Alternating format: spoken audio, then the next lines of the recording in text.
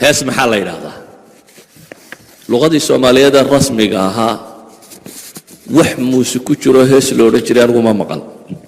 berigay waxa kani soo baxeen wuu balweynaya hebel baa la odhan jiray balwe iyo wax kale lagu tilmaamay qoladan wadata muusigan iyo waxa kan asalka soomaalidu hees waxay u yaqaaneen ama ciyaartoodii Soomaaliga ay ciyaari jireen waxay akhri jireen ama hees xoolaadii xoolaha marka la waraabinayo marka la kaxaynayo marka la daajinayo marka la rarayo awrka marka la furayo waxa la akhriyo warkaas oo dhan isku soo dar muusiga waa kii sheekhu ka hadlay muusiga halka iska dhig maxaa soo hadhay marihii baa soo hadhay Soomaaliya la odhanayay wixii isjajabisa iyo dumar waan ku jecelayo kuwa jecelidanayana halka iska dhig waxa soo hadhay wixii hadal ah ee ama gabay ah ama midho suugaan oo heesa xukunkeedu waa waxay ka hadlayaan hadalka kaloo markaa la mid yahay hadday waxay ka hadlaysaa wax xun uu yahay laba reeroo la isku darayo dad la caayayo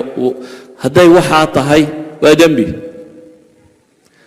hadday xoolaha mid lagu daajisanayo tahay oo geela lagu caraabisanayo oo awrka lagu furanayo oo aqalka lagu dhisanayo ma ha dembi oo caruurta lagu seexinayo oo caana lagu lulanayo oo waxay Soomaalidu qaban jirtay haduu yahay salaada haanteeda iska lulanaysa ee u heesaysa dembi maaha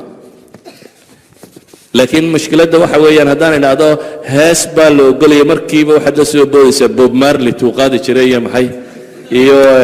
kuwa kale waxay qaadi jireen waxa muusigu la socdo dham oo sidoo sheekhu idin sheegay haddii carabkayga ay ka soo baxday anigu maba garanayay waxaan u jeedaa in midha caadiga ee la tiriyo ama gabaya ama midha ah haddii aan khunuusa kale iyo afxumo kale iyo isjajabis kale aanu ku jirin hawl lagu qabsanayo waa rifqanku kulaha nabigu alayhi salaatu wasalaam saxaabigii codka macaanaaye awrka waday dumarku fuushanaayeen ee dabeetana geelu codka uu yaqaanaa heestana wuu dhageystaa soo sama taqaaniin intuu geelii waday u heesay dabeetana uu nabigu ku yidhi alayhi salaatu wasalaam rifqan bilqawaariir oo socodka uu dheereeyey neefkii uu waday uu heesay